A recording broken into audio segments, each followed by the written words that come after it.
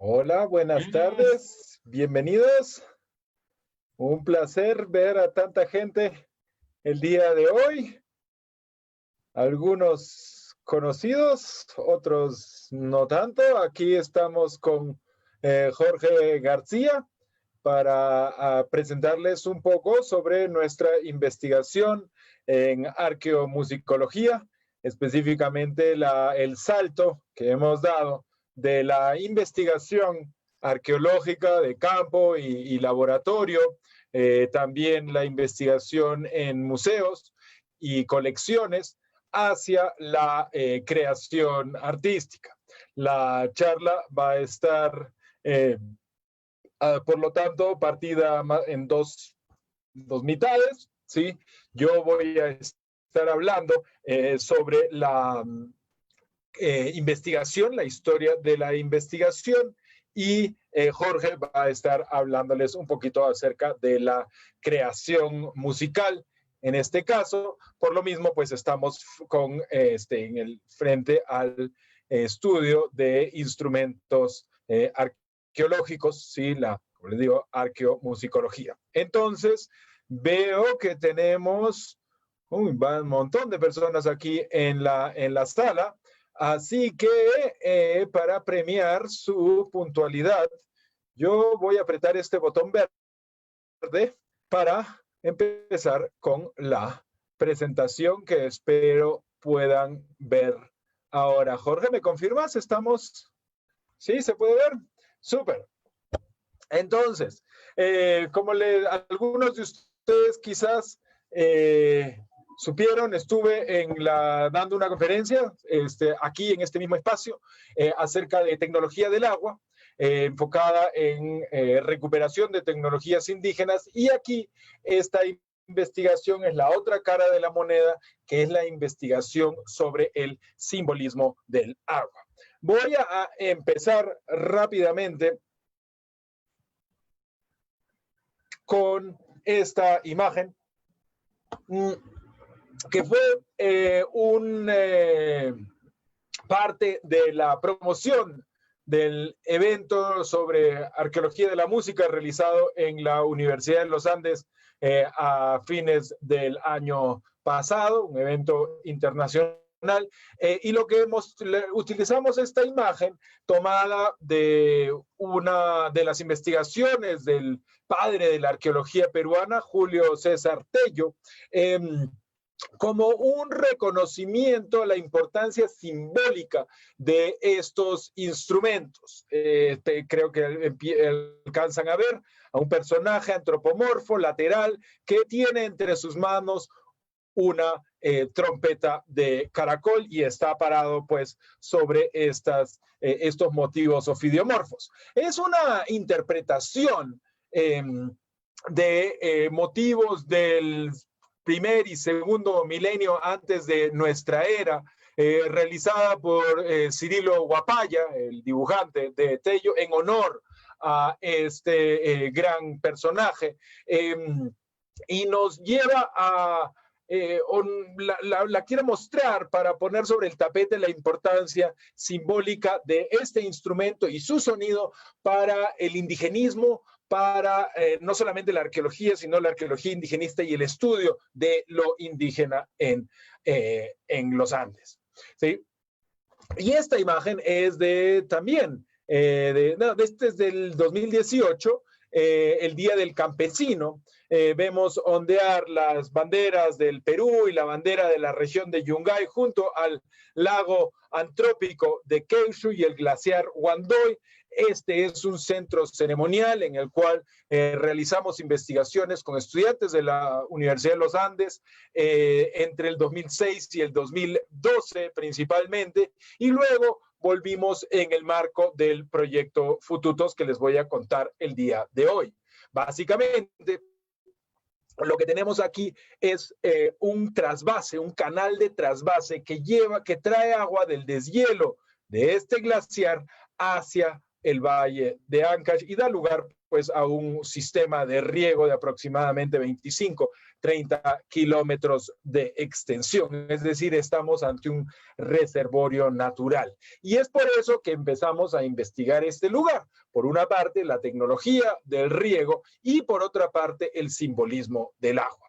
Claramente, cuando empezamos, no sabíamos que íbamos a tener la enorme suerte que tuvimos, porque nosotros estábamos estudiando la arquitectura, esta concentración de arquitectura ceremonial al costado del lago que pueden ver aquí.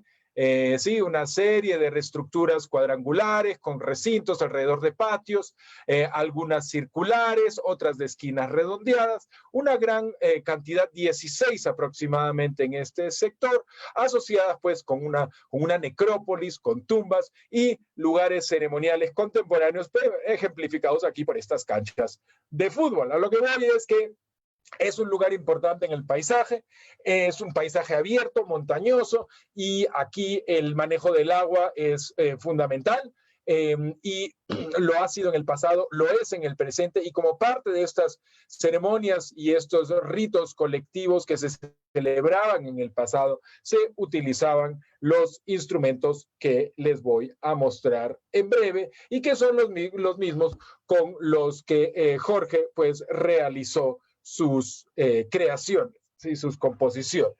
Entonces, nuevamente aquí la idea clara, tenemos una laguna antrópica, quiere decir, esta laguna no existiría si no fuese por la intervención humana, ¿sí? La intervención en los regímenes de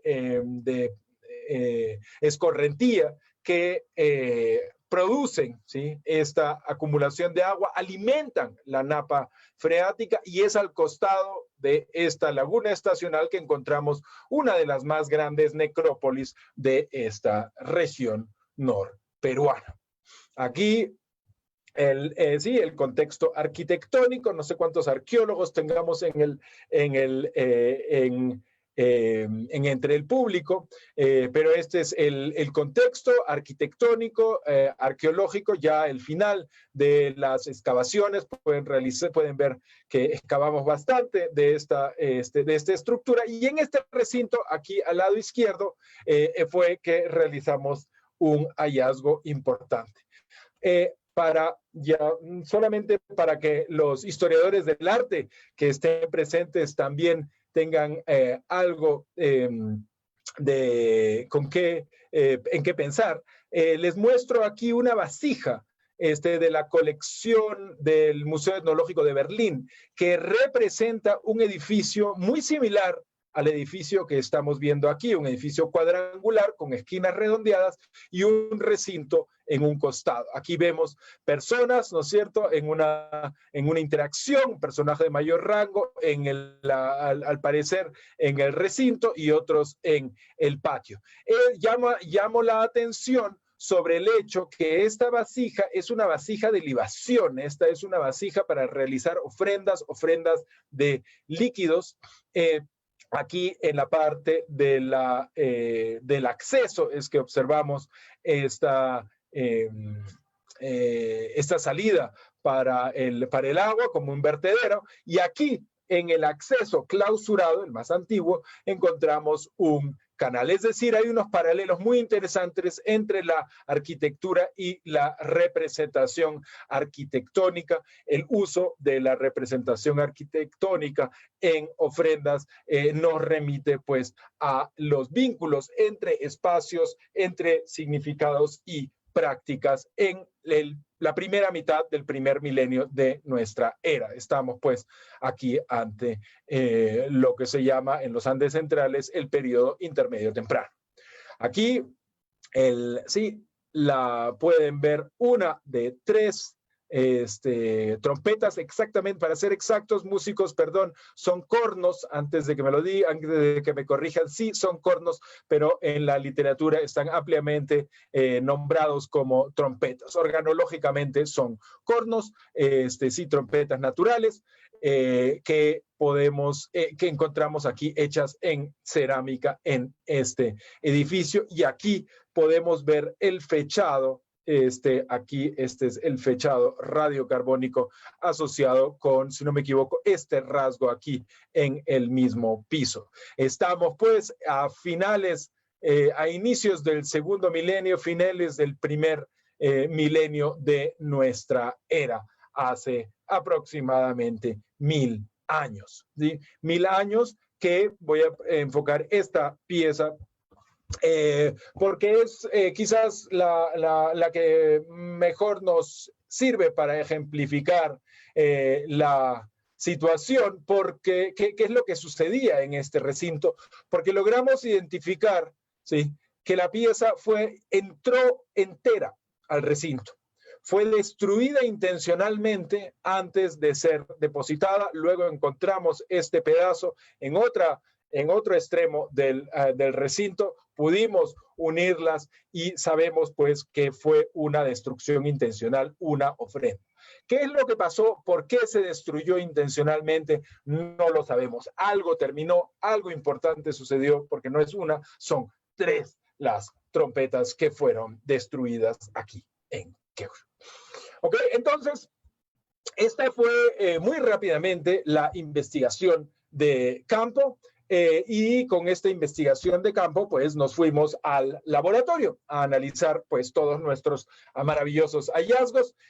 Por gentil apoyo del Instituto Nacional de Enfermedades Neoplásicas, se pudieron realizar tomografías axiales computarizadas, TACs, corto de estos instrumentos musicales. Aquí les muestro una vista en rayos X y aquí voy a tratar de pasar a otra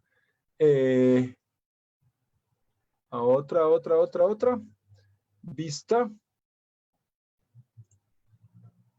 para mostrarles espero que lo logren ver. ¿Lo logran ver?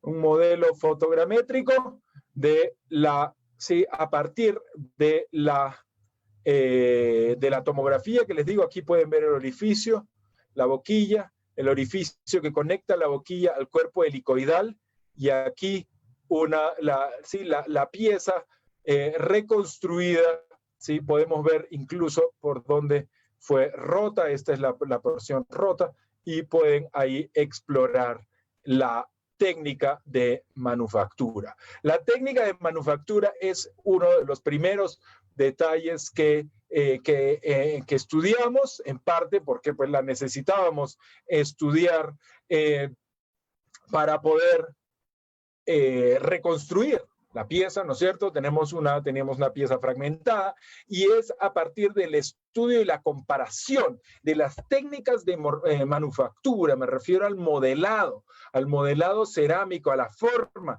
como los 3 componentes de este instrumento hecho en cerámica, la columela, la boquilla y el cuerpo helicoidal son conformados, que logramos diferenciar 3 principales tradiciones en América del Sur.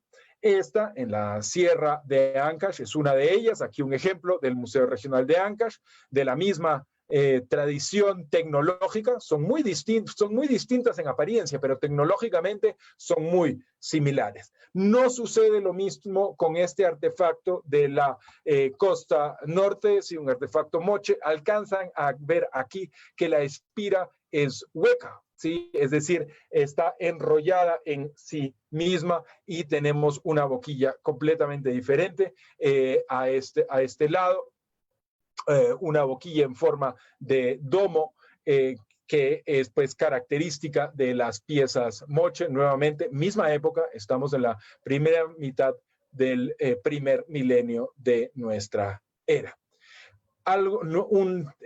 Otro grupo que por el momento pensamos que puede ser amazónico está representado por 2 piezas de este tipo que parecen asemejar moluscos amazónicos, no marinos. Esta es una excepción, lo presento aquí. Solamente conocemos 2 casos de de este tipo, pero es supremamente interesante, sobre todo para los amazonólogos entre ustedes.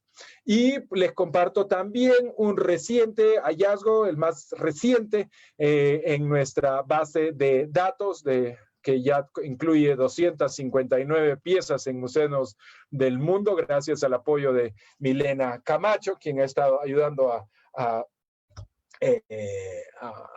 actualizar la base de datos. Lo que tenemos aquí es un corno que con una espira y un cuerpo helicoidal formado de una manera muy distinta a lo que les estaba mostrando, más similar a la tradición de las ocarinas del norte de América del Sur, de la zona, en este caso, pues Nariño, Pasto, ¿no es cierto? La zona de Pasto, Nariño.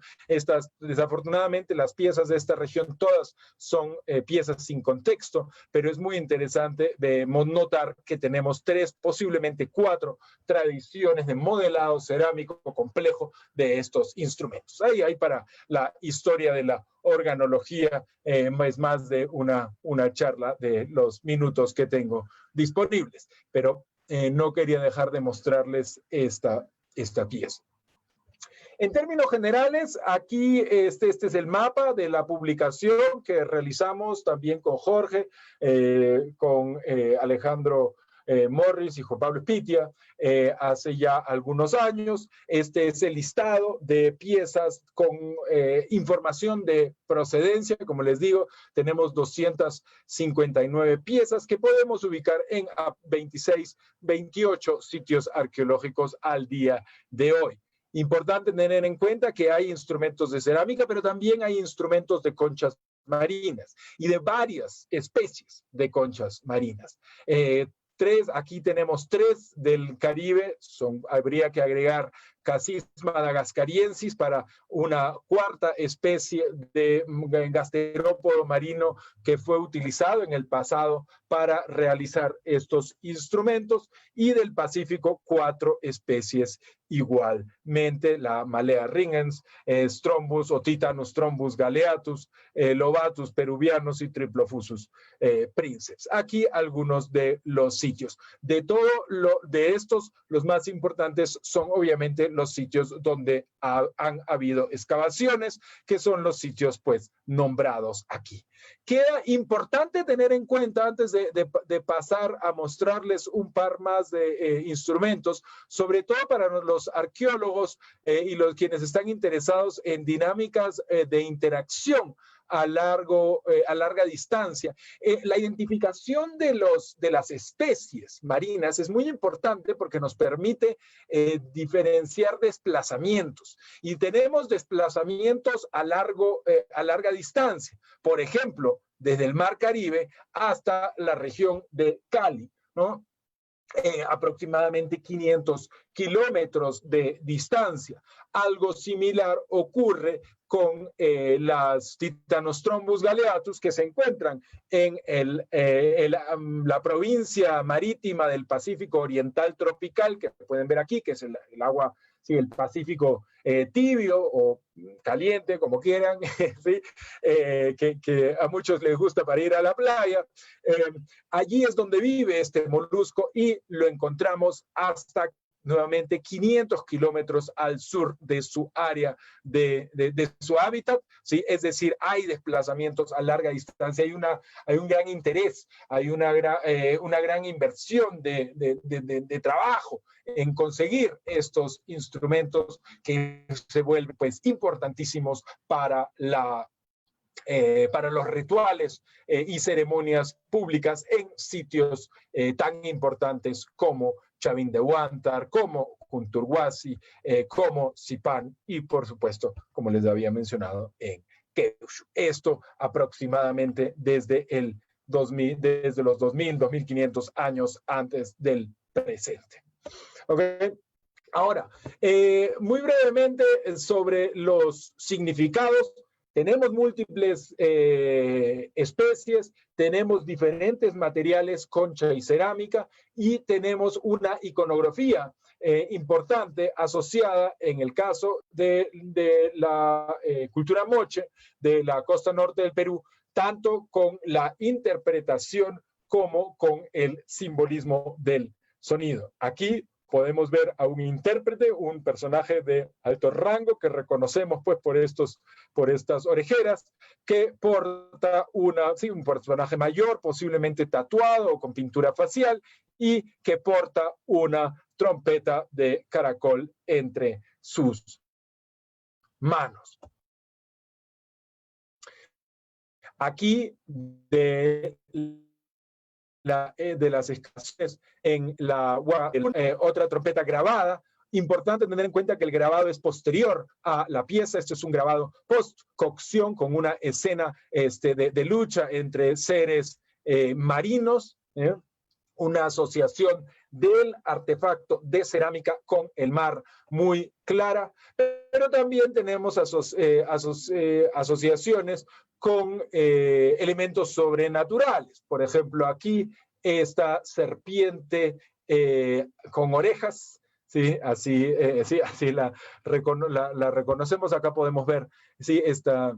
La cabeza que está por encima de la apertura, es decir, por donde sale el sonido. Y acaso una personificación del sonido en forma de la deidad Moche Ay Apaek, ¿sí? Este personaje feroz con colmillos, y en sus manos porta dardos y lanzadardos, listo para entrar en una cacería o pues en una batalla. ¿Sí? Tenemos una representación aquí de lo que parece ser el sonido. Está saliendo de una representación de una de estas trompetas, es decir, estamos pues frente a lo que en algunos contextos hemos llamado la voz de Dios.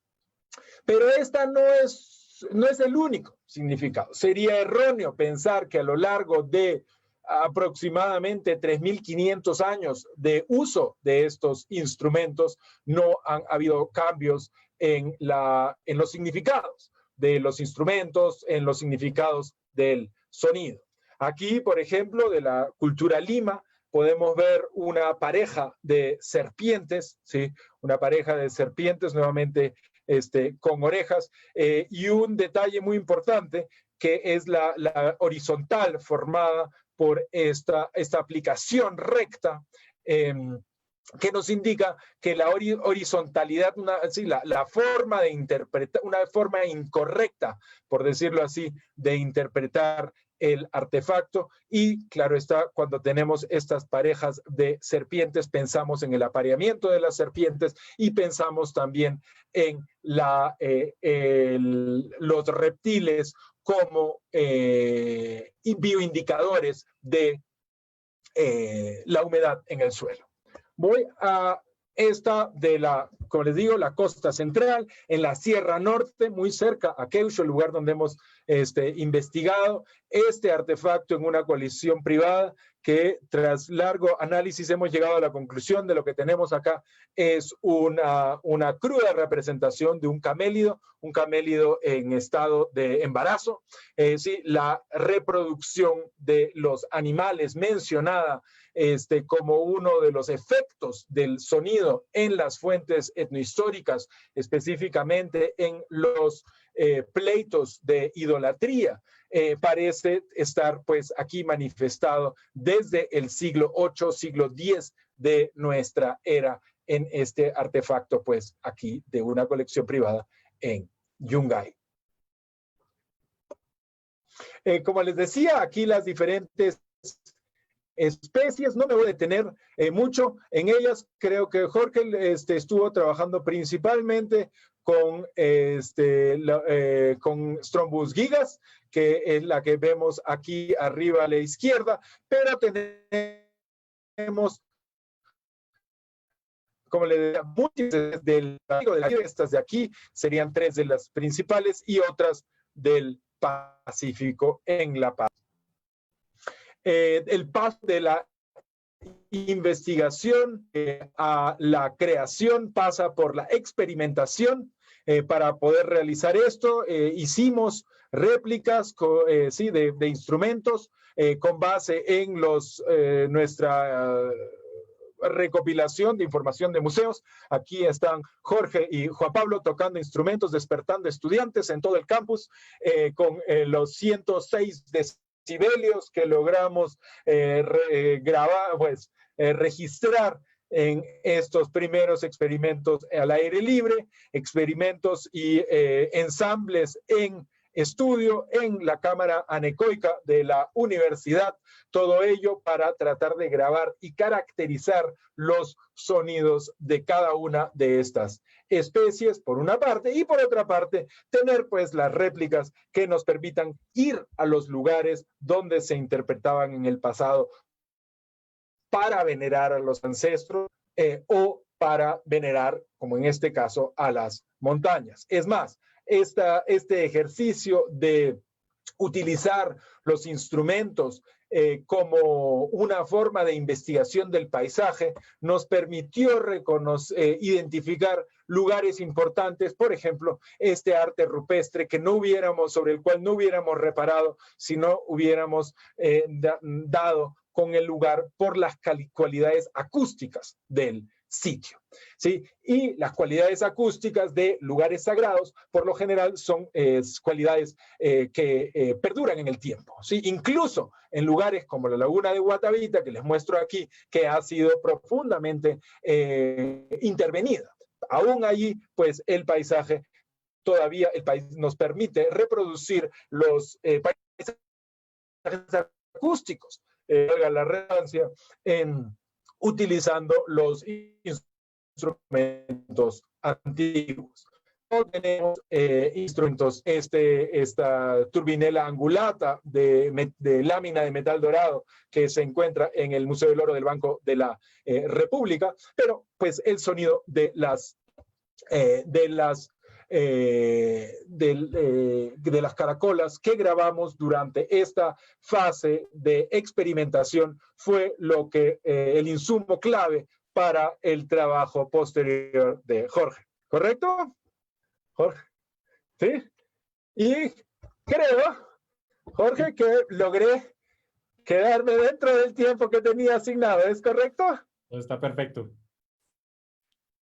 Doy entonces paso a Jorge García, quien tomará desde aquí lo que les he contado acerca de la investigación arqueológica y la experimentación arqueológica para compartir con ustedes el paso hacia la creación musical.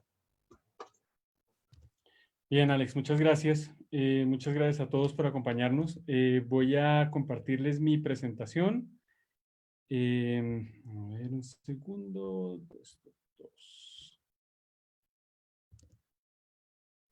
Ahí están viendo ya mi presentación, Alex. Listo, perfecto. Entonces, bien. Bueno, primero que todo, mucho gusto. Mi nombre es Jorge García. Yo soy compositor. Soy profesor del Departamento de Música de la Universidad de los Andes. Esto fue, yo creo que Alex, aproximadamente que hace como unos 11 años aproximadamente que empezamos a hablarnos acerca de esto. Esto se dio básicamente cuando yo empiezo a buscar unas nuevas fronteras en términos de, digamos, exploración musical. Yo tengo una formación artística, digamos, de origen europeo, digamos,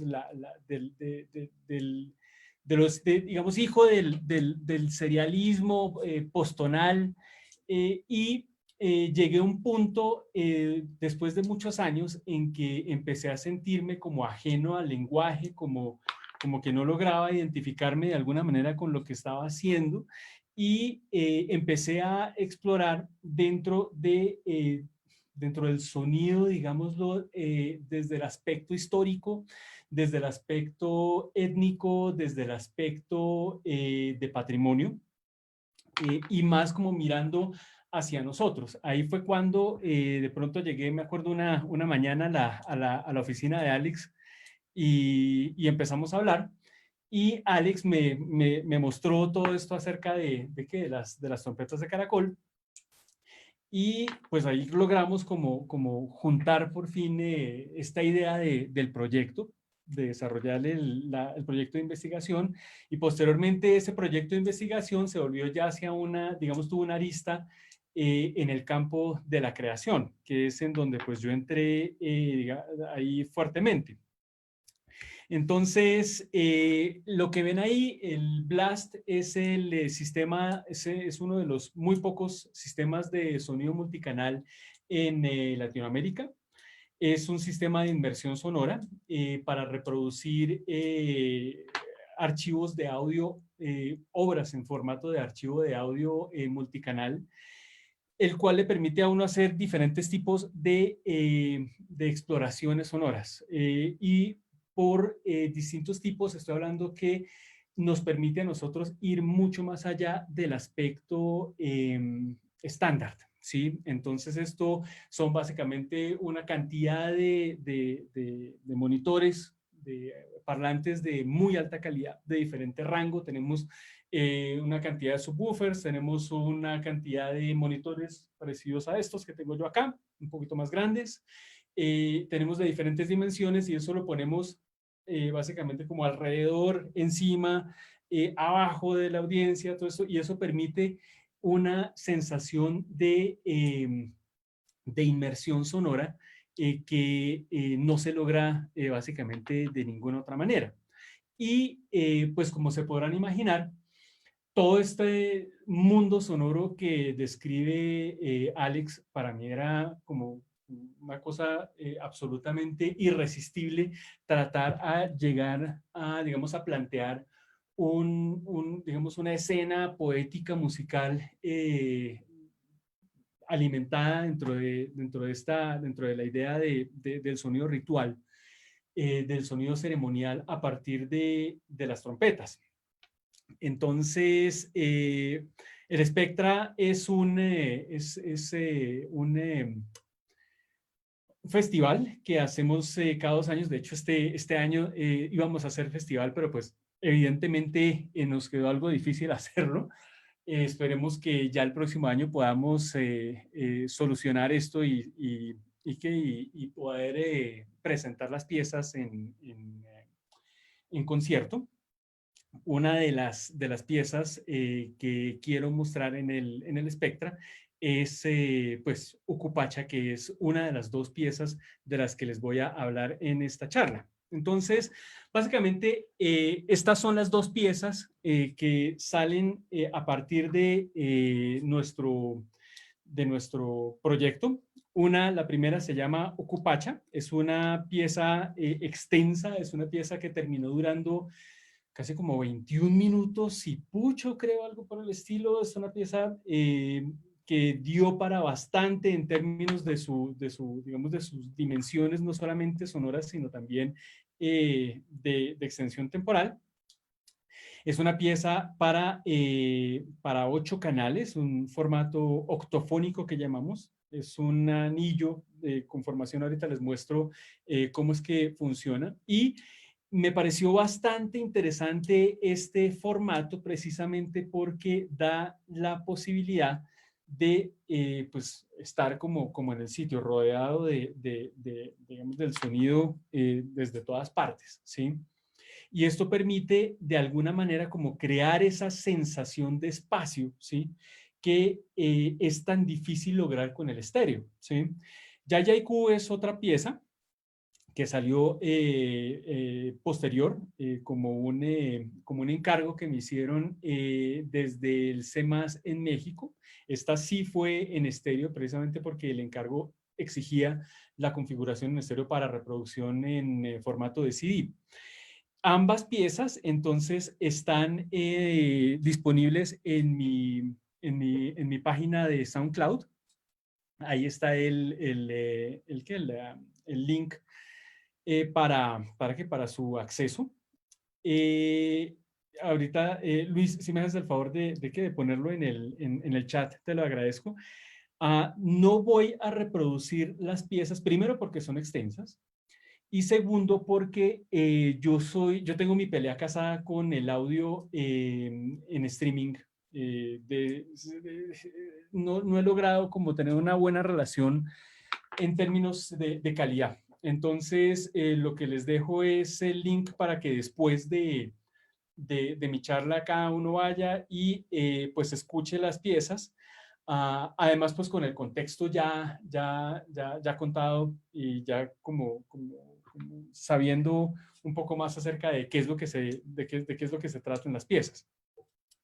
Esto, como ven ahí, la Ucupacha fue escrita entre los años 2010 y 2011 en Birmingham, en Inglaterra, en uno de los sistemas de sonido más grandes que hay en el mundo. O sea, si el Blast ahorita está, el Blast el nuestro, tiene una configuración aproximada de 30 canales. El Beast en Inglaterra está por, creo que unos 110 canales. Es una cosa brutal, ¿sí?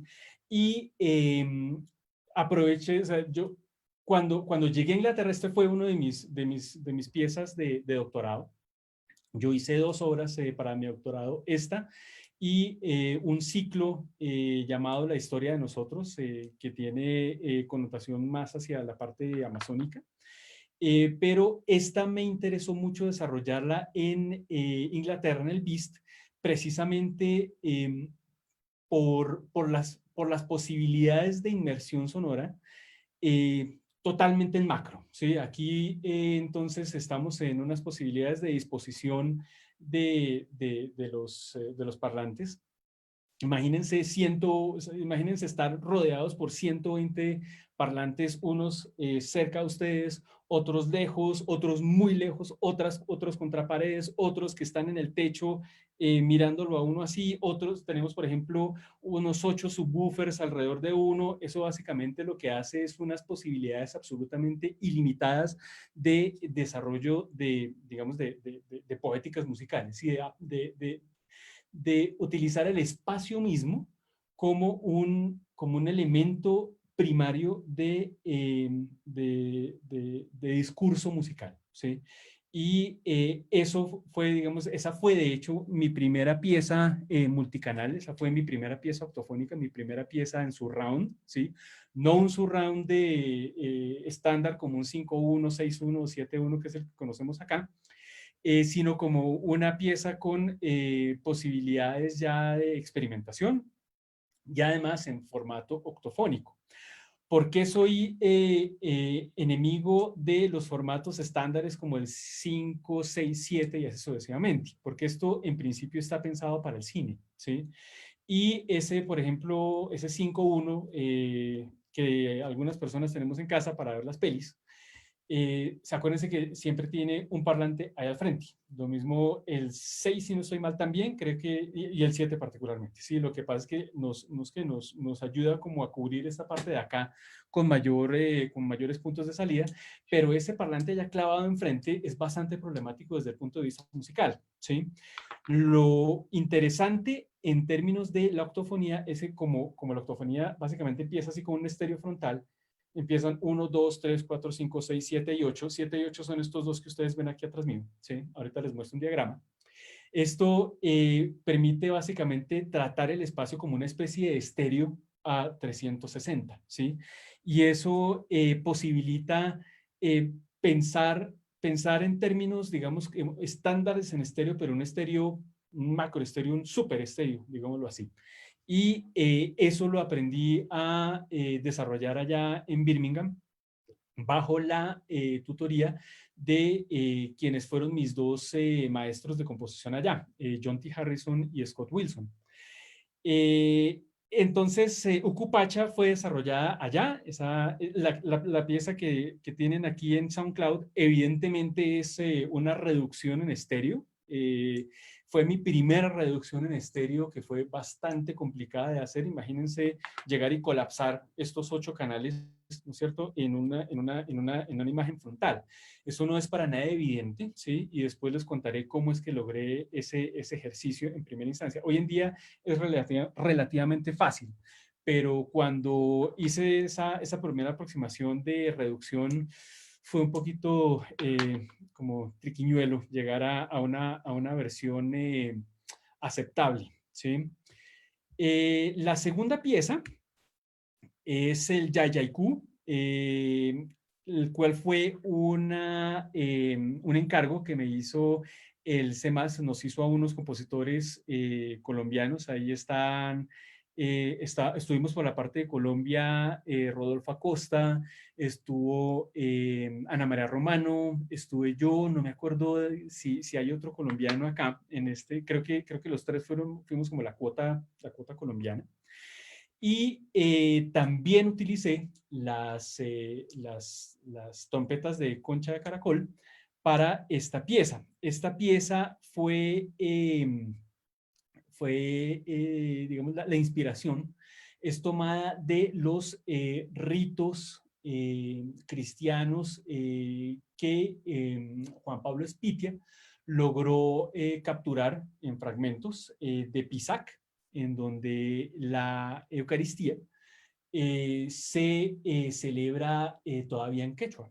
Y una cosa que me pareció absolutamente maravillosa es que el llamado a la misa está combinando las campanas junto con los guaylaquepas o los fututos, ¿sí? Y hay una sincronía ahí que es absolutamente evidente y que me pareció irresistible explorar desde el punto de vista compositivo, ¿sí? Entonces, esa fue, digamos, el resultado de la segunda pieza. Hoy voy a hablarles acerca de Ucupacha, que es la primera. La segunda pieza está ahí en el SoundCloud, está bastante documentada, pero quisiera como concentrarme en la primera. Bien, entonces, Ucupacha. Los incas llamaban a la lengua quechua runasimi, y de hecho el término quechua fue la palabra utilizada por los conquistadores para referirse a esta lengua.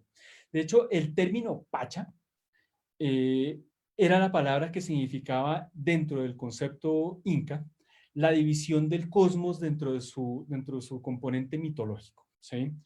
Y el cosmos, básicamente, ellos lo entendían como en tres zonas, básicamente, ¿sí? Ucupacha es la parte más, digamos, la parte baja, ¿sí? El primer mundo, si se quiere. De hecho, podríamos hablar hasta del inframundo, de lo subterráneo, y es el mundo de los muertos, el mundo digamos, del peregrinaje, como tal, de la muerte, ¿sí? Posteriormente, la parte de arriba está Caipacha, pues es el mundo terrenal, digamos, el de la vida, ese mundo que nosotros conocemos desde que nacemos hasta que morimos, ¿sí? Es el mundo, digamos, terrenal como tal, ¿sí? Y está posteriormente el mundo superior, que es el mundo de arriba, Janapacha, el primer mundo, el mundo digamos, el mundo de la espiritualidad, el mundo dominado por el cóndor, ¿sí? De la articulación de estos mundos constituye básicamente lo que se conoce como el cosmos, en términos de la mitología inca. Y yo me concentré en el Ucupacha precisamente por la esencia de lo que es la peregrinación, el concepto de peregrinación, y particularmente por estas imágenes que estaba describiendo ahorita Alex en cuanto a los sitios de rito. Estos sitios particularmente me centré ¿cómo se llama este? Ahorita les digo exactamente el sitio en particular. Chavín de Huantar, perdón. El cual pues son galerías subterráneas, y el sonido de estos sitios, tan solo imaginarme el sonido de estos sitios en estas galerías fue lo que a mí me hizo, digamos, una cuestión absolutamente irresistible de explorar desde el punto de vista sonoro, desde el punto de vista musical, ¿bien? Entonces, bien, esta parte ya Alex la presentó, ya la cubrió. Del grupo de investigación multidisciplinario, pues estuvimos Alexander Herrera, Alejandro Morris, Juan Pablo Espitia y yo desarrollando, digamos, el estudio de esto, el estudio contextual, el estudio histórico, el estudio paisajístico, si se quiere, ¿sí? Y el estudio simbólico particularmente. Y de ahí salió entonces el proyecto de arqueomusicología, las propiedades acústicas de las trompetas de Concha Marina, Fututo y Huayla Quepa, que ya cumple 10 años de existencia, ¿quién diría? Entonces, digamos que el estudio de esto, toda la cantidad de grabaciones que logramos realizar y los estudios sobre esas grabaciones, terminé llevándomelas a Birmingham, al Reino Unido, pues donde empecé mi doctorado en esa época. Y allá empecé básicamente como una especie de inmersión contextual, ya estudiando los sitios, estudiando quienes además han estado en sitios como por ejemplo el Karma de Stanford. Ha explorado muchísimo Chavín de Huantar, ¿sí? Y tiene una cantidad de documentación y particularmente registro visual de una manera bastante interesante. Entonces, claro, todo esto me alimentó a mí de una manera precompositiva, pues bastante rica en términos digamos, del material, en términos de asumir estos instrumentos de una manera, ¿cómo lo diría yo?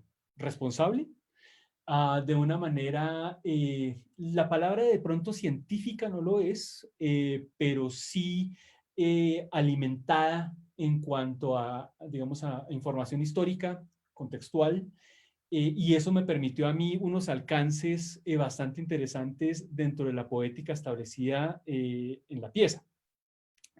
Entonces, esto precisamente estaba aquí como colisionando con con esto, digamos, con esta crisis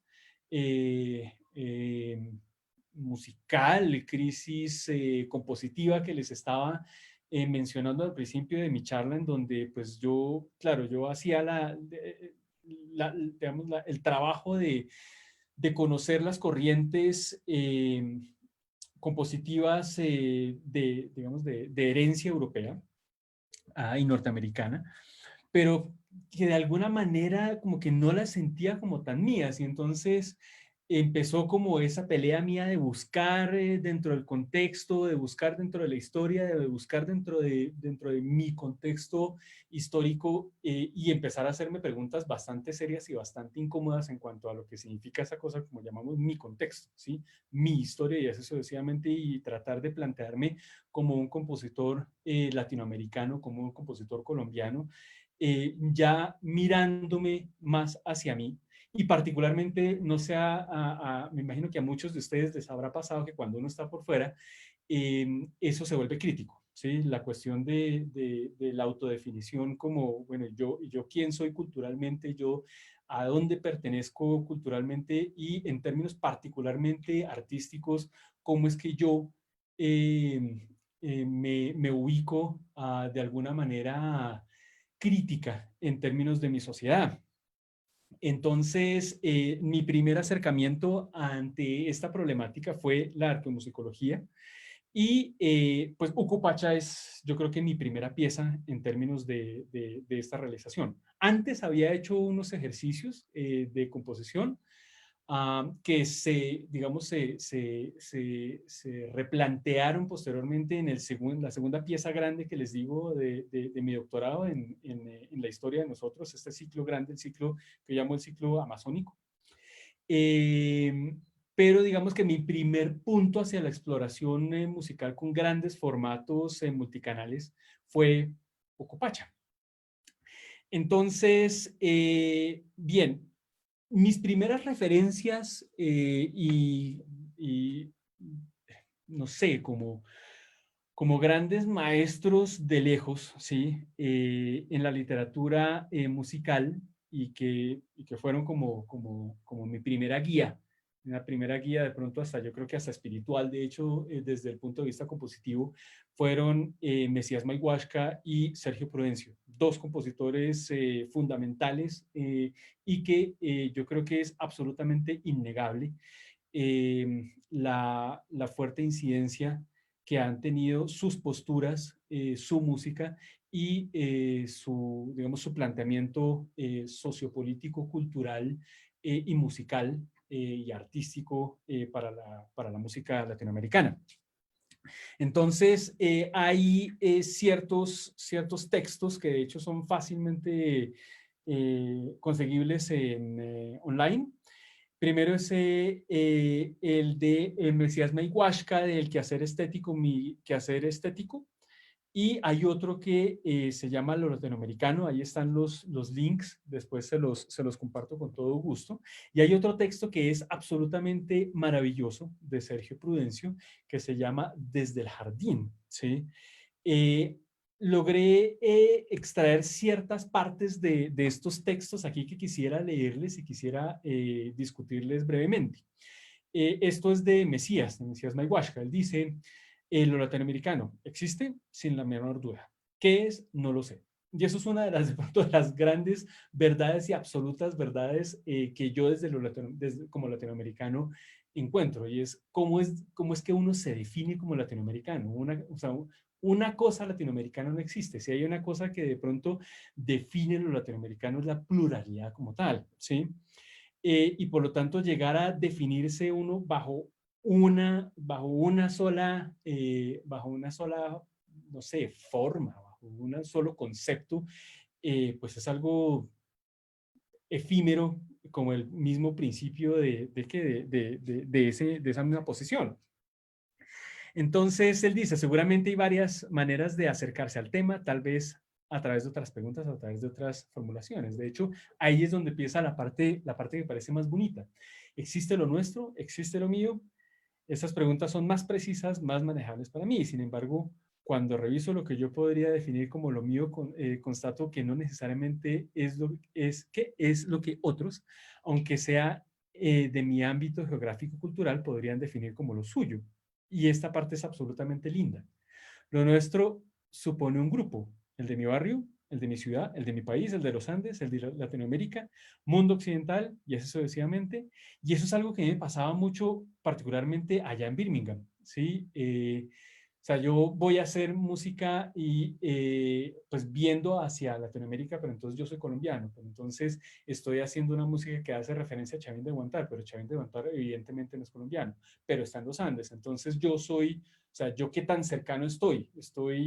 Es mío porque yo soy de los Andes, es mío porque yo estoy en el otro lado del mundo componiendo una música que hace referencia al otro lado del mundo y así sucesivamente. Y ese tipo de problemáticas fueron como los detonantes que me llevaron a mí como a buscar ese tipo digamos, de planteamientos, ¿sí? Y así sucesivamente. Dentro de este texto, esto creo que les queda grabado, entonces yo me voy a dedicar a estos puntos que resalté. Leo entonces estas partes. Dice, el quehacer estético debe servir al grupo al que el creador pertenece. Sí, yo estoy totalmente de acuerdo con eso. ¿Sí? Debe servir a una idea política. Sí, también puede ser. Debe servir a una idea estética, evidentemente. ¿Sí? Si vamos a buscarnos como una identidad, lo que sea que signifique, latinoamericana, pues evidentemente no creo que sea por medio de una estética europea llegar a ese tipo de definición, ¿sí? Y eso fue como mi primer semáforo en rojo. Si estoy buscando una identidad latinoamericana, si estoy buscando una identidad colombiana, si se quiere, pues evidentemente me toca buscar otro lenguaje. Una cosa que es importante es entender que el lenguaje no es una cosa distinta al medio. Claro, uno permea el otro, ¿sí? El medio electrónico, el medio electroacústico como tal, ¿sí? El medio de la música concreta, el medio de la música electrónica, es algo que se desarrolló en Europa, que después pasó a Estados Unidos y llegó después aquí a Sudamérica, pero pues el planteamiento del discurso musical puede llegar a ser definido de una manera independiente con respecto a la utilización de los medios. Y es ahí cuando viene entonces las sonoridades que encontramos aquí en Latinoamérica, muy ricas, y yo empiezo a descubrir toda una cantidad de sonidos fuera digamos, de mi orbe local, ¿sí? lo que me bota entonces como a explorar este tipo digamos, de paisajes sonoros y a trabajarlos básicamente en cuanto a estructura musical. Bien, después sigo con, quisiera seguir con Sergio Prudencio. Esto es absolutamente clave. Y dice, nos negamos a producir un pensamiento musical propio.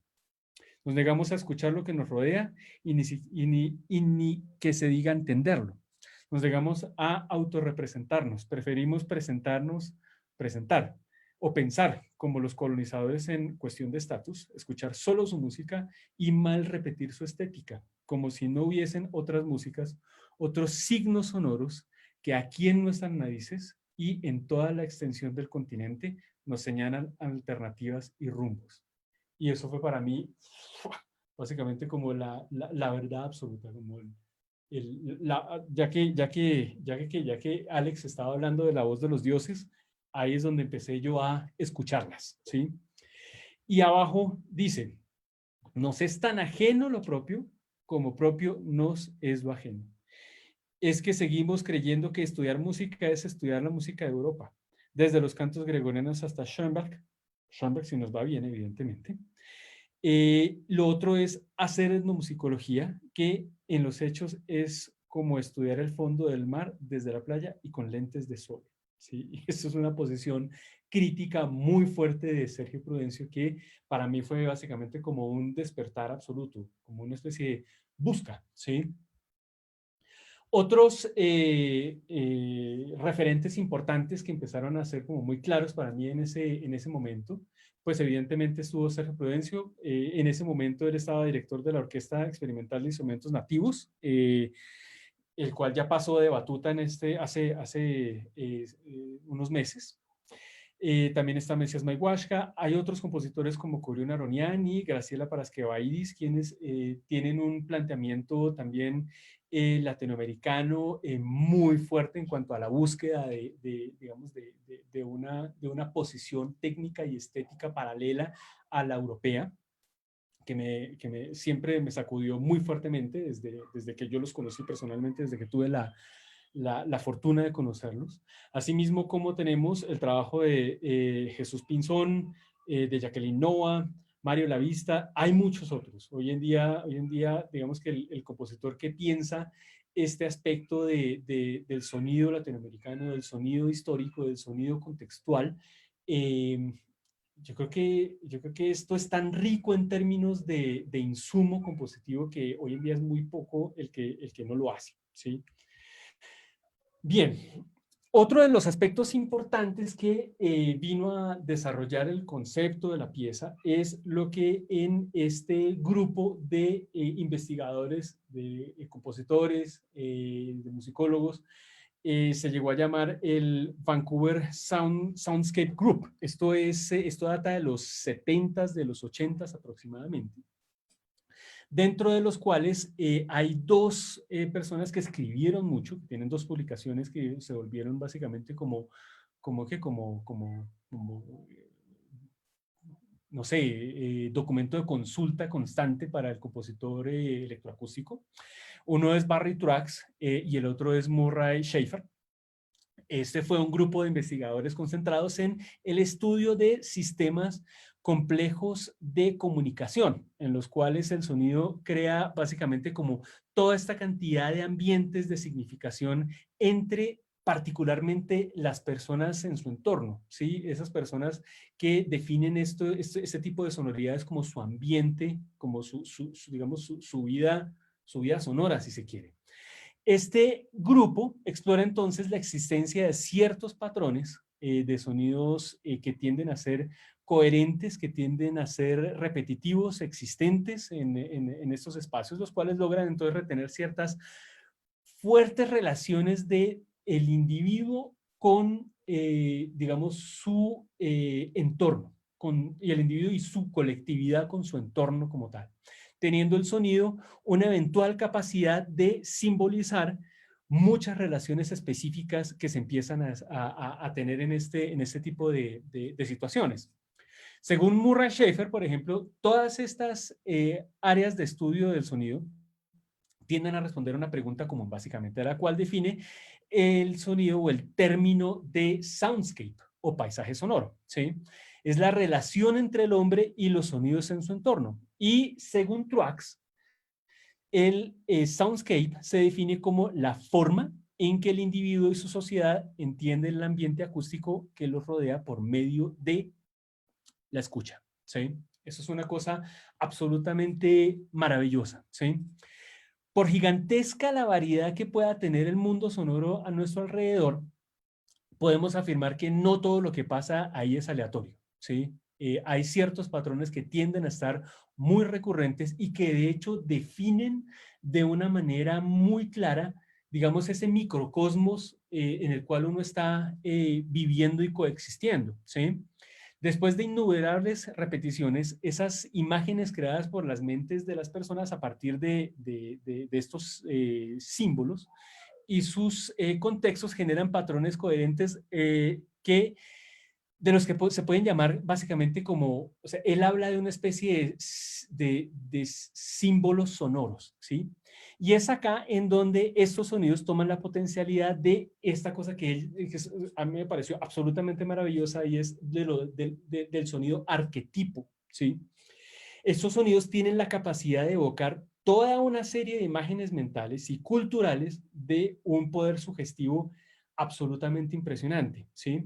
La experiencia de un momento específico en el que se produce un sonido de estos propicia básicamente lo que es toda una evocación de imágenes simbólicas, personales y colectivas de quienes escuchan estos sonidos, ¿sí?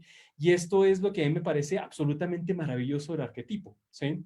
Cuando estos simbolismos funcionan para una cantidad de personas a través del tiempo y en diferentes contextos, este sonido ya que se vuelve sonido símbolo, adquiere entonces la riqueza y la forma abstracta del arquetipo. Y ellos hablan entonces de las estructuras funcionales que subyacen a la conducta de un individuo, de un grupo o de una sociedad, y ellos moldean los pensamientos y actitudes propias de cada individuo y de cada conjunto, asimismo de cada sistema. Ukupacha y Yayayku tratan precisamente de esto, de explotar estos sonidos, de estos sonidos con esos significados tan importantes, tan cargados de historia, tan cargados de contexto cultural, y los exploran desde, digamos, desde el sonido del pasado. Desde el sonido del pasado, Ukupacha está más anclado en el pasado, Yayayku está como básicamente como dando loops entre el pasado y el presente, ¿sí? Asimismo como sus códigos y sus símbolos en el contexto político, ritual y social, evidentemente, ¿sí? Entonces, ellos hablan en el sistema, o sea, del soundscape, como con estas definiciones que ven aquí y fueron básicamente como puntos pilares para poder entender compositivamente y precompositivamente de qué se trataba la pieza, ¿sí? En el sistema, por ejemplo, musical en el tonal de la práctica común, ¿sí? La tónica tiene función de básicamente dar referencia a todos los otros sonidos que están alrededor de ella, ¿sí? Funciona básicamente como la referencia y todos esos otros sonidos están en función de definirla de alguna manera, ¿sí? Es básicamente como una especie de formulación centrípeta, si se quiere, o algo por el estilo, ¿sí? El keynote de algún sitio en particular son importantes, dado que son ellos mismos los que ayudan a dibujar el contorno de las características humanas de la gente viviendo alrededor de ellos mismos. Y por lo tanto, ese keynote, de alguna manera, funciona como, para mí, como una especie de nota tónica, si se quiere, ¿sí? Una nota que es un sonido que nos define a nosotros como un grupo social, como un grupo político, como un grupo eventualmente con características teológicas y así sucesivamente. Los keynotes del landscape, ¿sí?, son creados por su geografía y por su clima. Sonido de agua, por ejemplo, viento, sonido de los bosques, asimismo aviones, pájaros, insectos, animales, todo esto básicamente dibuja el landscape que está alrededor nuestro, ¿sí? Y de hecho, muchos de estos sonidos pueden tener lo que Schaeffer define como el significado arquetipo, ¿sí? Esto es que todos estos sonidos pueden estar impresos tan profundamente de una escucha diaria de la gente que básicamente está viviendo dentro de ellos y que por lo tanto es definida por estos sonidos, ¿sí? Por estas sonoridades. Él también habla de estas señales o signos. Son sonidos de primer plano, los cuales son escuchados totalmente de manera consciente, ¿sí? Y ellos constituyen una forma de advertencia acústica, ¿sí? Por ejemplo, entonces, no sé, el sonido de las campanas, ¿sí? El sonido de los cornos, el sonido, por ejemplo, el típico sonido del corno de barco entrando en puerto, por ejemplo, o el sonido de las sirenas, todo esto. En sus términos morfológicos, pueden llegar a tener una variedad absolutamente gigantesca, desde simples hasta muy complejos en cuanto al sistema de código utilizado, códigos de uso, los cuales son decodificables solamente por aquellos individuos que tienen la capacidad de hacerlos. En otras palabras, por aquellos que pueden, que tienen un sentido, o para quienes tienen un sentido, este tipo de sonoridades. Asimismo, entonces, el soundmark, derivado del término landmark, hace referencia a aquellos sonidos propios de alguna comunidad y que poseen ciertas cualidades que los hacen particularmente, digamos, notables para las personas de esa comunidad en particular, ¿sí? Esos sonidos hacen de la vida acústica de estas comunidades algo absolutamente único, ¿sí? Ejemplos de soundscapes pueden ser, por ejemplo, el sonido del mar, el sonido del río, el sonido del agua en particular es algo que nos afecta totalmente. O el sonido del viento, ¿sí? Por ejemplo, el sonido de las cavernas, ¿sí? El sonido de los bosques, el sonido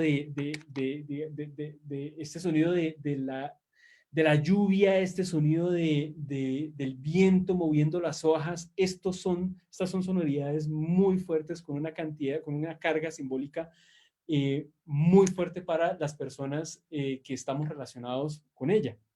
Hay otros tipos de soundmarks, aquellos que sugieren, por ejemplo, o sea, el aspecto de vida, el aspecto humano, como el de los animales de campo, el de insectos y eso sucesivamente, ¿sí? Y de estos hay un tipo que llama particularmente la atención, aquellos que tienen que ver con las sonoridades sacras, las sonoridades de lo religioso, de lo ritual, ¿sí? Particularmente aquellos que nos remontan del pasado, que son los sonidos que se vuelven estos arquetipos que para mí son absolutamente maravillosos de explotar como sonoridades en sí mismas, como sonoridades musicales, como sonoridades físicas, pero también como sonoridades contextuales, ¿sí? Y ahí es en donde empieza a haber todo un tejido desde, digamos, este pensamiento precompositivo que me parece absolutamente maravilloso poder explorar. Entonces, por ejemplo, ahí está el sonido de la campana, ¿sí? El sonido del canto, perdón, el canto o... Sí, el canto de la llamada a la oración, el Adán, ¿sí? El sonido de las trompas tibetanas, todos estos son sonidos de tipo soundscape, de tipo sacro, de tipo ritual, que se volvieron absolutamente importantes como concepto de exploración musical para mí y que pues evidentemente viene a tener una incidencia primaria en términos de Ucupacha y Yayaycú evidentemente. Entonces los pututos y los huayla-quepa, tal como mencionaba Alex, son instrumentos que por todo su contexto cultural me llevaron a componer esta pieza como una especie, o sea, esta pieza yo la entendí como una especie de soundscape imaginario, a partir de esa construcción que se venía haciendo en mi cabeza a medida que yo iba investigando acerca del tema de contexto. Y su sonido, por lo tanto, yo lo podría como calificar dentro de esta terminología de Truax y Schaeffer como sonidos simbólicos, ¿sí? Los cuales generan todo un, digamos, o sea, uno cuando interpreta ese instrumento y sabe de dónde viene, es toda la cantidad de imágenes que se le vienen a uno en la cabeza son son brutales, ¿sí? Son sonidos muy potentes, son sonidos muy sobrios, son sonidos con una carga cultural fuerte y son sonidos dramáticos en sí mismos, ¿sí? Y eso es lo que me permitió a mí, en primera instancia, como buscar en la historia, aquí en Latinoamérica, eh, digamos, los contextos rituales para darle una forma a la obra en términos temporales, ¿sí? Como lo mencionaba Alex, esta fue mi joya de la corona, el Strombus gigas. Este instrumento, o sea, nosotros hicimos grabaciones de muchos instrumentos, pero particularmente el sonido que sale de este instrumento, de este corno, es absolutamente maravilloso. El cuerpo sonoro que nosotros tenemos en cuanto a su cualidad armónica, en cuanto a su particularmente potencia, ¿sí? De esto, es, o sea, uno lo oye en pocos instrumentos de este tipo de contextos, ¿sí? Aquí vemos entonces un ejemplo del instrumento tocado al aire libre, ¿sí? Este instrumento, ahí tenemos entonces digamos, su contexto organológico, el cual pues ya Alex lo describió antes, no voy a quedarme acá. Y este fue el sitio en donde yo más exploré, digamos, el significado o el simbolismo de los fututos en Chavín de Huántar, ¿sí? Chavín de Huántar, entonces, pues está en Perú, es uno de los sitios más importantes ceremoniales, ¿no es cierto?, para la cultura chavín. Estos instrumentos fueron usados dentro de caracteres religiosos en diferentes momentos, ¿sí? Y este, por ejemplo, es uno digamos, de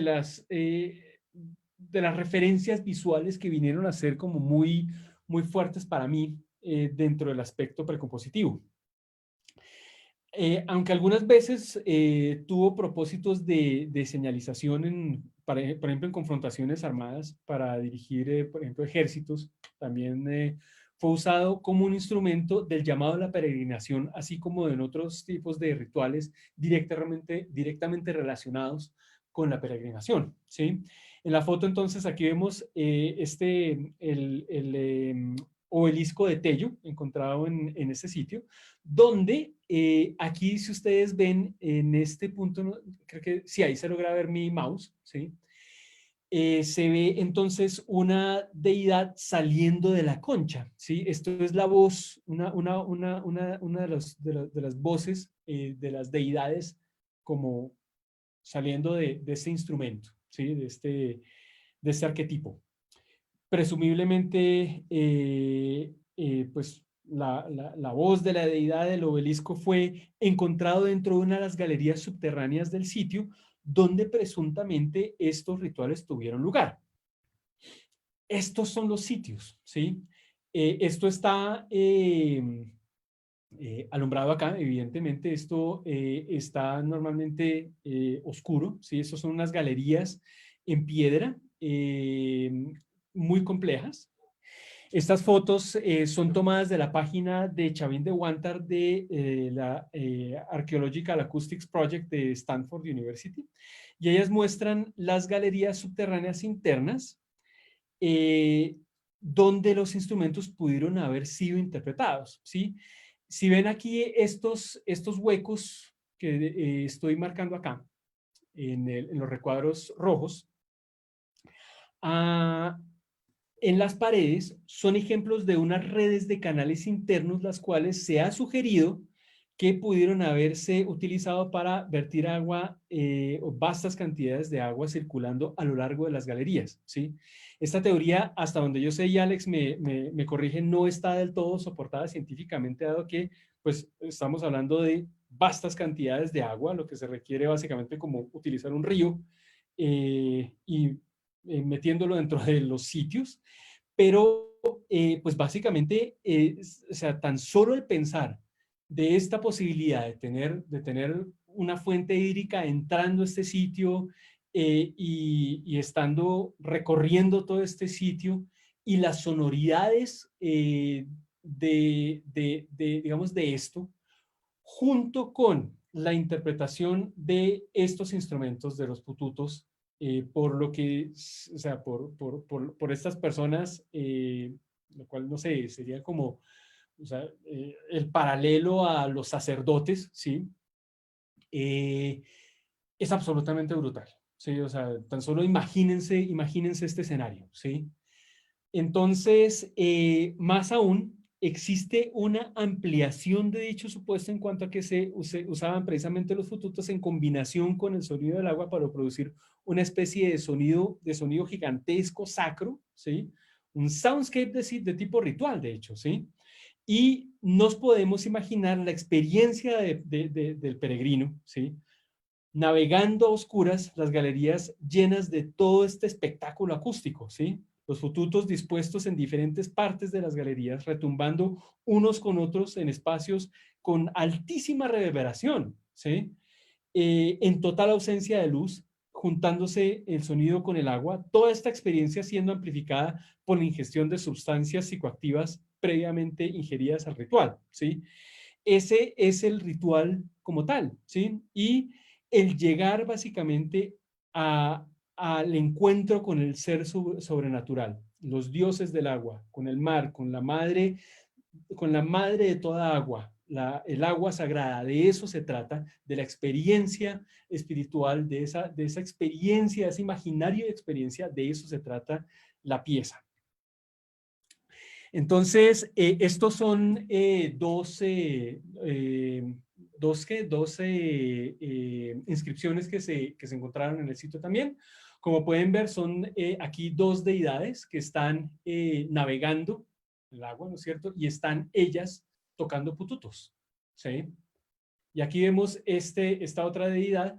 Ella está preparando el consumo del alucinógeno como preparación a la entrada al sitio ritual.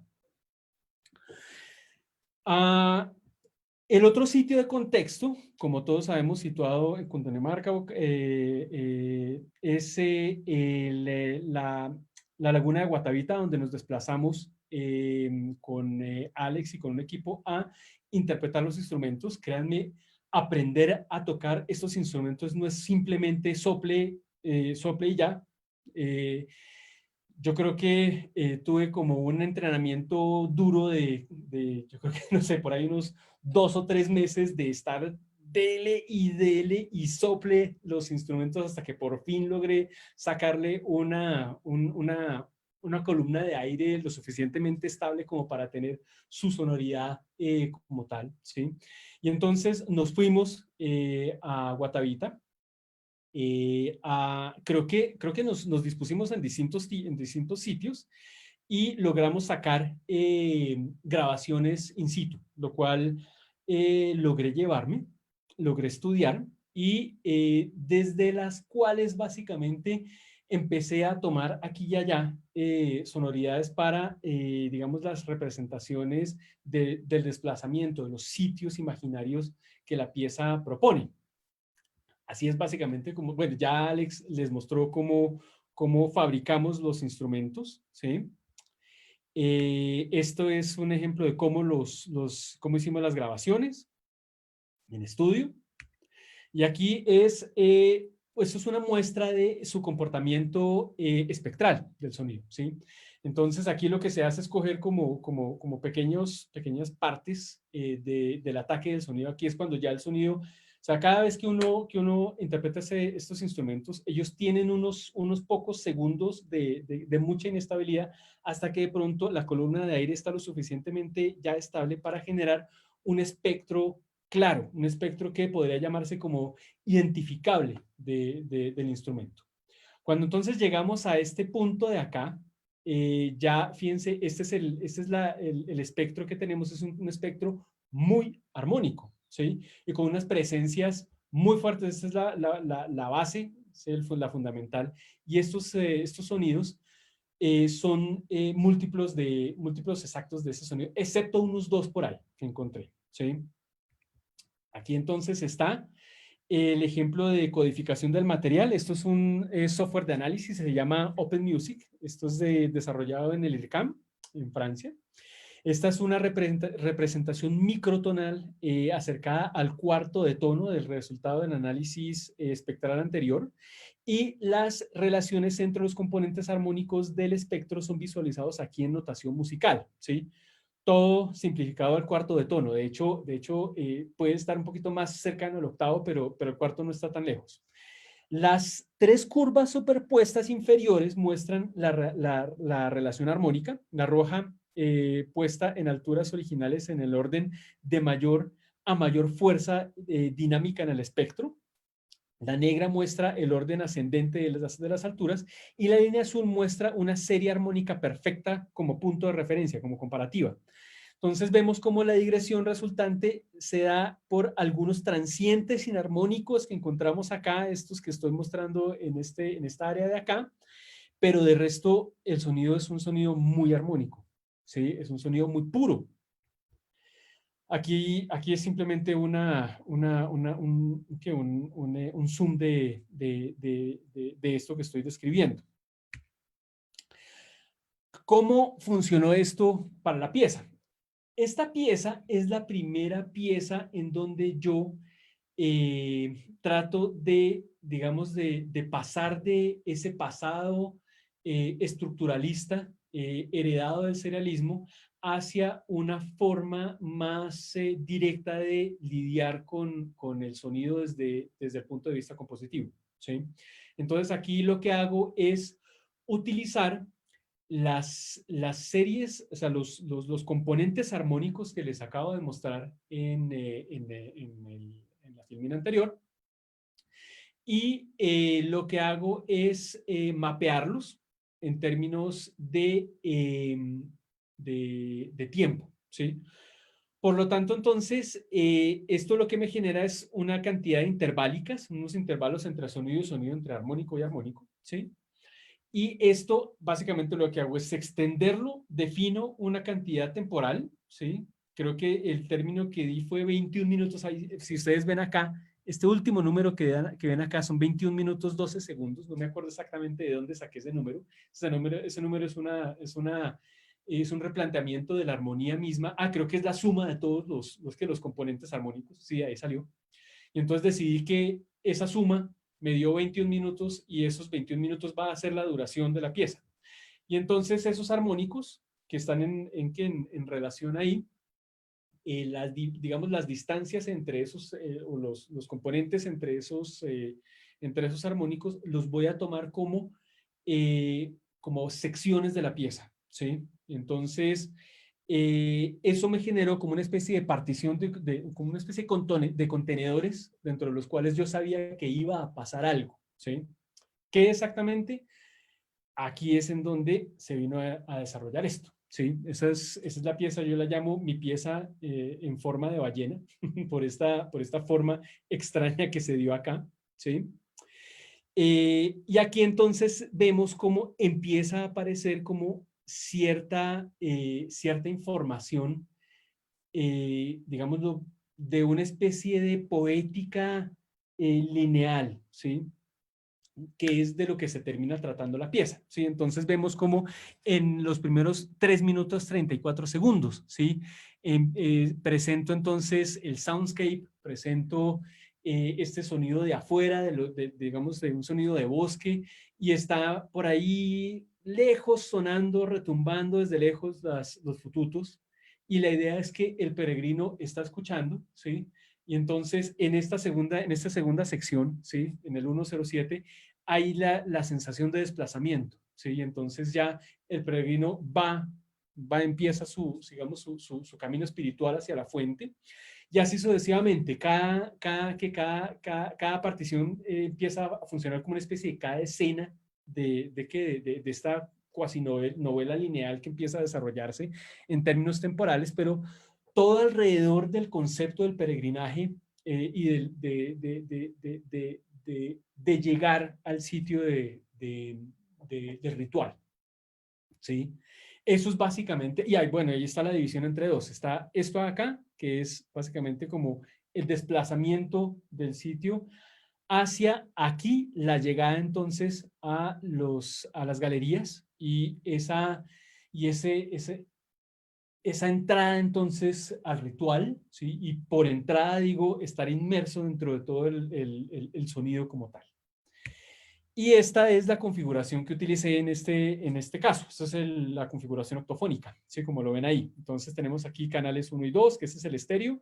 Y entonces en esa época que todo esto ya no es un misterio hoy en día, esto es controlable muy fácilmente, pero hace 10 años para mí no lo fue tanto, ¿sí? Entonces lo que hice fue para solucionar esto, escribir, o sea, todo estaba escrito 4 veces en estéreo, ¿sí?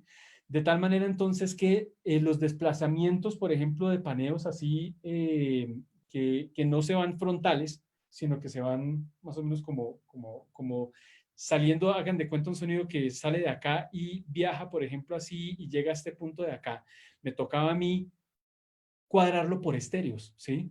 En otras palabras, tengo un estéreo 1, un estéreo 2, un estéreo 3, un estéreo 4, y lo que hacía era básicamente como calcular los desplazamientos, ¿no es cierto? Eh, Manualmente. Eso fue una absoluta pesadilla. Ya hoy en día eso se solucionó hace bastante rato por medios hoy en día se maneja técnica de ambisonics entre otro tipo de paneos, ¿sí? Pero así es como solucioné esta pieza. Sí, esta pieza la hice en Logic hace mucho tiempo, ya hoy en día utilizo otro tipo de programas, como por ejemplo Reaper, como DAW. Utilizo también espacializadores como el SPAT Revolution del IRCAM y de Flux. Utilizo los plugins de JRM para controlar los desplazamientos y paneos y así sucesivamente. Pero así es como me tocó hace 10 años escribir esto. Esto fue bastante difícil, pero yo quedé bastante contento con el resultado. Y con eso ya termino digamos, mi charla, mi presentación. Espérense un segundito, yo vuelvo acá. Bien, si tienen, pues después de todo esto, evidentemente me imagino que querrán escuchar las piezas. Estas piezas están disponibles, como les digo, en el SoundCloud para que las escuchen bien. La idea es escucharlas en un estéreo, en un buen estéreo. Si no tienen un buen estéreo, utilizar buenos audífonos. Y es dejarse llevar, básicamente, cerrar los ojos y ponerle playback y dejarse llevar por digamos, por esa, no sé, por esa historia eh, que se plantea digamos, de los referentes que se utilizaron y de los cuales básicamente salieron como fruto todo el proceso de investigación que desarrollamos en el grupo con Alex, ¿sí? Y evidentemente con el resto del grupo, con Juan Pablo Espitia y con Alejandro Morris. Entonces, no sé si tengan preguntas, inquietudes o algo por el estilo. A ver, un segundo. Sin creer, trabajo investigativo. Muchas gracias. Bueno, a ver. El programa, Daniel, se llama, ¿cuál de todos? ¿El que utilicé para cálculos? Para los cálculos, mira, el programa para cálculos, o sea, lo que es esta que ya llamó como la calculadora musical, se llama Open Music, escrito así. Ese sí es gratis, ese es escrito en Lisp. Hay librerías que no son gratis. El IRCAM tiene unas membresías. El analizador espectral que yo utilicé es AudioSculpt. Ese lastimosamente no es gratis, pero no es tan costoso y es tremendo herramienta no solamente de análisis, sino también de procesamiento. Es muy interesante. Dos preguntas. ¿Algún cronista llegó a ver, espérame un segundo. Leo primero la de arriba. les llegó a algún estudio más específico o profundo de los instrumentos musicales andinos prehispánicos. Existen evidencias para considerar de que existieron notas musicales en el Perú antiguo y si estas pudieron ser transmitidas mediante algún tipo de registro. Jesús, mira, el concepto de nota es un concepto que nosotros venimos a heredar desde Europa, ¿sí? Y digamos, la organología musical centroeuropea, básicamente toda la entiende en términos de una grilla, ¿sí? Por eso es que nosotros hablamos en términos de un do, re, mi, fa, sol, la, si, que nosotros tenemos que pensar que hay una cosa que nos separa una nota de la otra nota, y eso sucesivamente, y es lo que nosotros llamamos escala, y es lo que nosotros llamamos, y la organización de esos elementos de la escala dentro de un sistema, digámoslo, cuasi gramatical, si se quiere, es lo que nosotros entendemos por tonalidad, si estamos en tonalidad de sistema tonal, ¿sí? Cuando uno dice do mayor, uno no solamente está diciendo do, re, mi, fa, sol, la, si, do, sino también está diciendo que de las notas do, re, mi, fa, sol, la, si, do, hay unas notas que tienen mayor importancia, mayor relevancia, mayor peso estructural dentro de otras, ¿sí? Ese tipo a eso es a lo que yo me refiero por sistemas gramaticales o cuasi gramaticales musicales, ¿sí? Pero eso es un sistema, evidentemente, un sistema de pensamiento heredado de Europa. Yo no creo que ellos hayan pensado en estos instrumentos por nota, ¿sí? Particularmente los fututos, cuando se tocan, ¿sí? Ellos producen un sonido, ¿sí? Y lo máximo que uno puede modificar ese sonido es por medio de soplar más duro, llegar a la octava inmediatamente. La quinta suena así como medio medio, ¿sí? Y si uno introduce la mano en la parte digamos, en la parte de afuera de la concha, ¿sí? Alcanza como a modificar un poquito, yo no sé si de pronto el medio tono, un cuarto de tono, ¿sí? A manera como de vento, como ¿sí?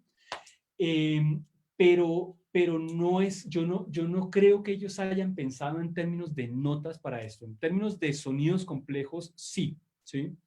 Y una precisamente de las cosas que más me enamoró de esos instrumentos y que es muy presente en las piezas cuando ustedes las escuchen, son los sonidos bajos, ¿sí? Esos sonidos por lo potentes que son, porque son muy, muy fuertes, ¿sí?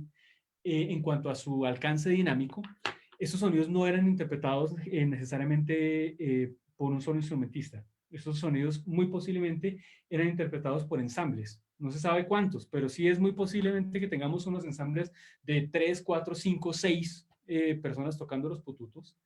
Y los artilugios que empiezan a aparecer a partir de estas sonoridades son impresionantes, ¿sí? Hay unos efectos, por ejemplo, lo que Barry Truax, creo que era Truax, definía como los sonidos, espérate a ver si me acuerdo cómo se llaman, los tonos de combinación, ¿sí? Los cuales se definen básicamente cuando tú tienes una cantidad de sonoridades así fuertes y con ciertas particularidades frecuenciales, eh, el oído empieza como a sintetizar por dentro una especie de otros sonidos a partir de estos que realmente estás oyendo realmente. Y empieza a generar como una especie de subbajos, ¿sí? Y a mí eso me pareció absolutamente maravilloso. De hecho, yo me acuerdo cuando estábamos tocándolos en la anecoica, y yo decía, pero ¿dónde está ese bajo, ese sonido? Yo siento ese bajo por allá, pero miraba el espectro y no me botaba el espectro abajo yo no me acuerdo tanto, ¿cuánto? Como unos ciento y pucho hertz o algo por el estilo, pero yo lo sentía por debajo de 60 y durísimo. Y no, lo que pasa es que el oído lo fabrica, ¿sí? Y eso, por ejemplo, esa característica es una de las cosas que yo exploro en la pieza. Por eso es que hay tantas sonoridades abajo, tantas sonoridades como el sub, precisamente, pues eso también está relacionado con el explorar el Ucupacha, el inframundo, este mundo allá abajo donde los espíritus buscan la peregrinación. Hay un jurgo de preguntas.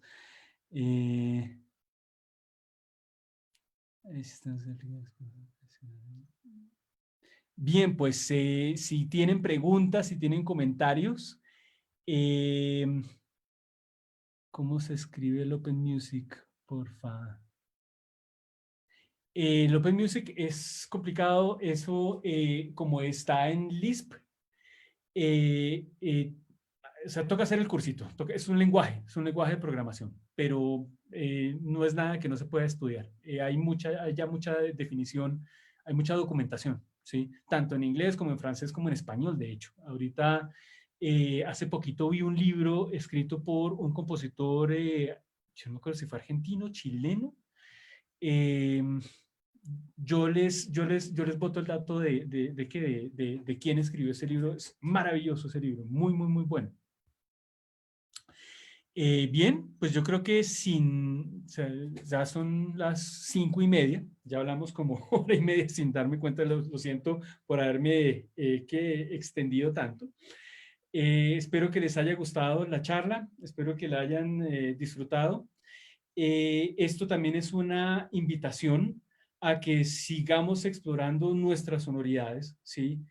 A que sigamos explorando nuestros contextos históricos, nuestros contextos culturales. Nosotros tenemos un tesoro absolutamente gigantesco, maravilloso, inigualable aquí en nuestras narices, ¿sí? Nuestras culturas nos han dejado todo un patrimonio sonoro que está hasta ahorita por descubrir, no solamente desde el aspecto digamos, desde el aspecto científico, sino cómo es que aprovechando este aspecto científico podemos, digamos, hacer una correlación, un lenguaje también con el aspecto creativo que nos define a nosotros también como esa extraña comunidad que nosotros llamamos Latinoamérica.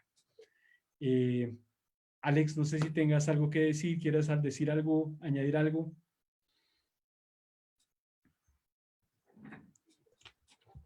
No, muchas gracias a todos, a ti, Jorge, por explicarnos. Creo que no, ya hemos logrado una forma de mostrar cómo pasamos de investigación a creación y volvemos de aquí para allá, pues el juego entre ciencias sociales, humanidades, creación, investigación va de la mano.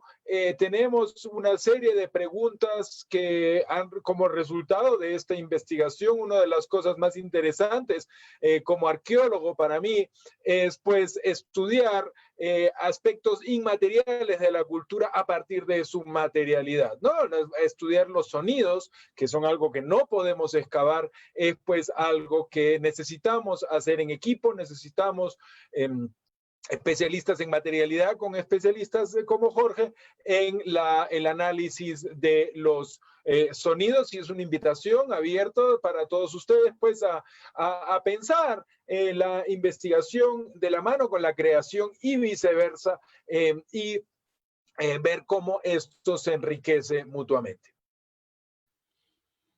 Bueno, pues muchísimas gracias. Espero que escuchen las piezas. De nada sirve que yo haya hablado 1 hora seguido sin que pasen por la experiencia de escucharlas. Entonces, la invitación es a que las escuchen y ojalá la disfruten, y espero tenerlos pronto en en muchos de los conciertos del Blast, en muchos de los conciertos del Spectra, que una vez que podamos ya salir y volver a disfrutar en comunidad, podamos vernos y podamos disfrutarlos juntos. Entonces, pues nada, les deseo mucha suerte, una muy feliz tarde, una muy feliz noche. Les deseo mucha salud. Cuídense mucho, por favor, y que estén muy bien. Hasta luego, gracias. Chao. Chao.